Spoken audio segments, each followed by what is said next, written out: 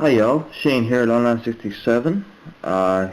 Coming to you with another update for Panzermeisters for the Reich group build, and where I am with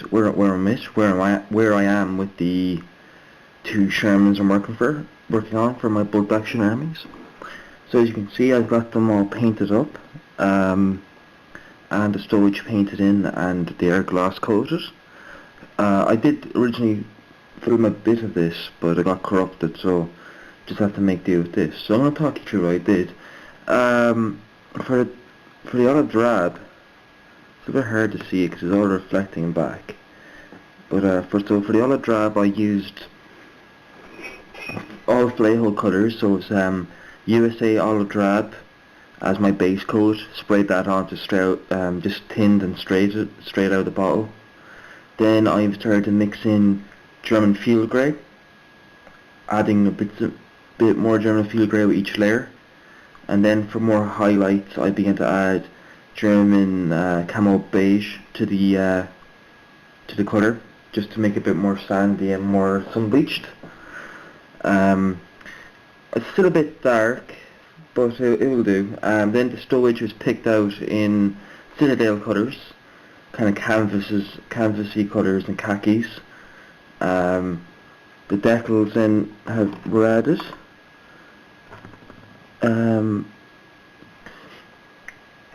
They're pretty good. They do react. I was using hot water, and the minute they touch the hot water, they reacted. So be very careful with them. They could disintegrate on you very quickly.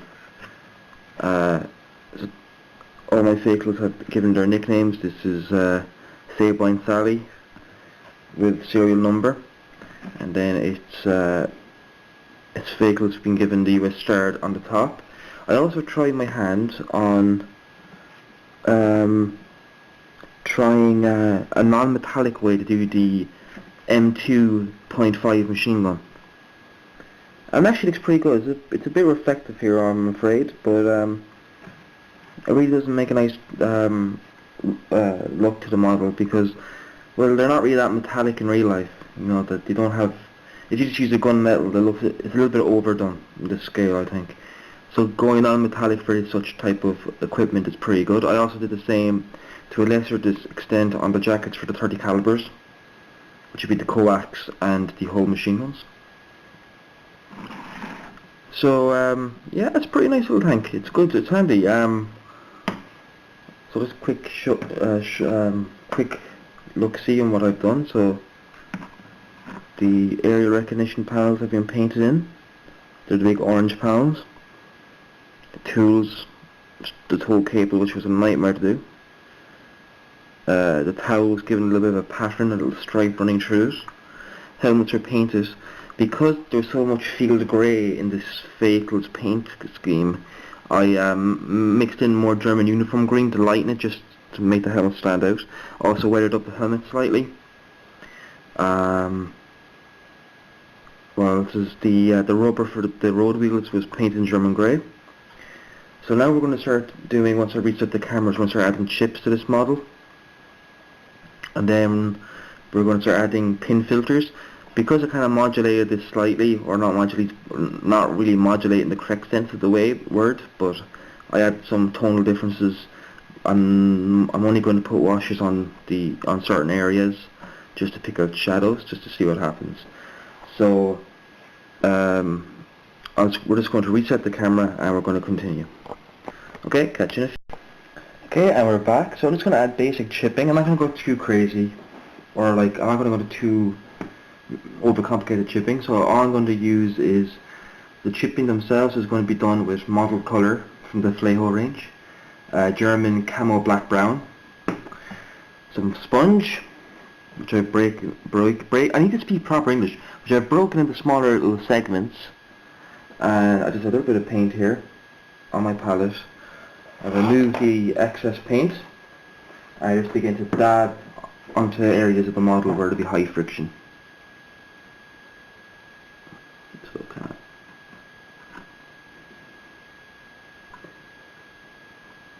And the reason why in this model I waited until after I added the decals is that I can distress and weather the decals as well this way. for ease of handling, I'm going to, I can find my tweezers. I'm going to mount these onto my tweezers just to act as a handle. It'd be great if I could actually find one. There you go.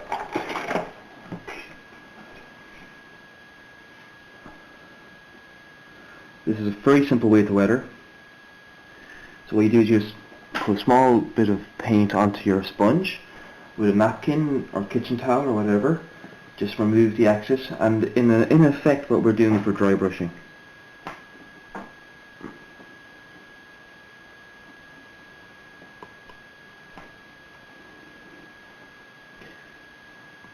And it's a very simple one. It's kind of we're trying to dab in a somewhat randomized fashion.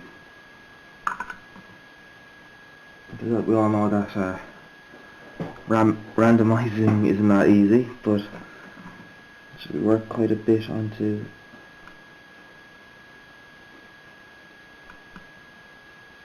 the fenders, as they would receive a lot of wear and tear from being on the road.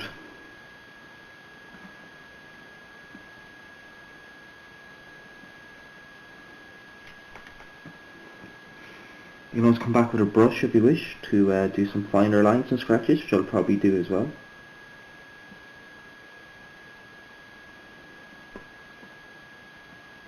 So you can kind of see the dark areas on the fenders, and then the weapon travel cradle.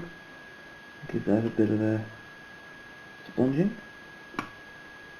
Bear in mind this is meant to be a vehicle that's been in operations now for several weeks, and or even several months if it's survived since it's landed in Normandy, which is, well, if it has, it's been doing pretty bloody well, as many of these vehicles didn't really have the greatest of life expectancies, nor did the crews that manned them, unfortunately.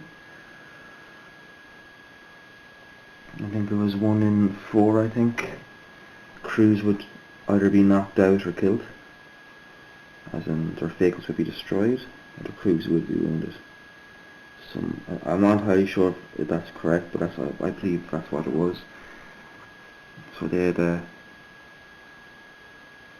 very high attrition rate, especially against the German armour that would just absolutely plough them.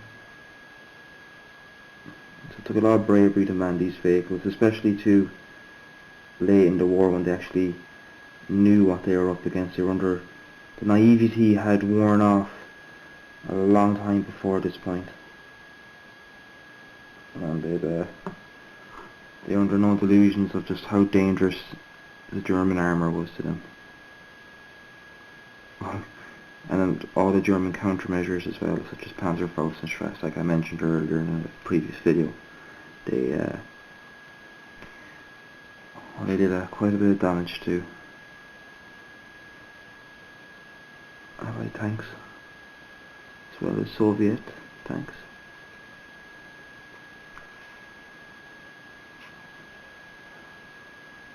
You kind of be careful not to go too overboard, because I'm trying to do it now, so it's kind of trying to tone back a little bit.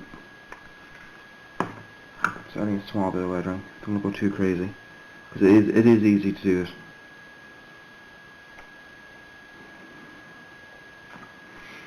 So we're going to apply it heavily around areas the crew would walk, or the vehicle would come into contact or collide with other objects or vehicles.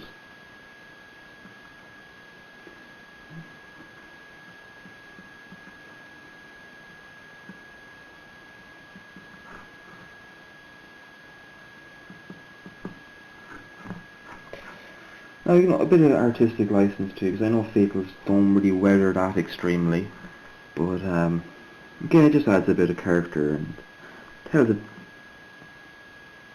bit of a story about these machines. I know that they've been through a lot. So what I'm going to do now is I'm going to take another piece of sponge. You can alternately go back with different colours just to add more visual interest if you wish.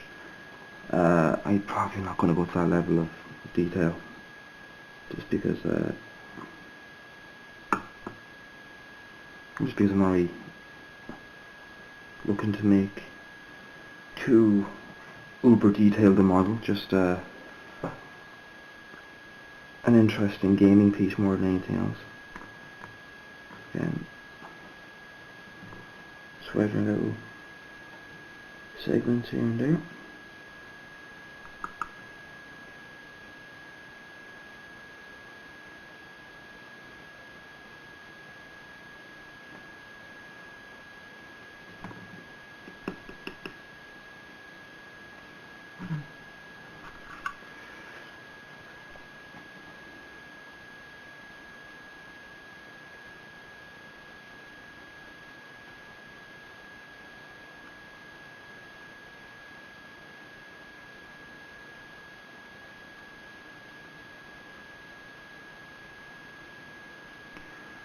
So that's really it. I don't know how well you can see that, but there is some scratching there.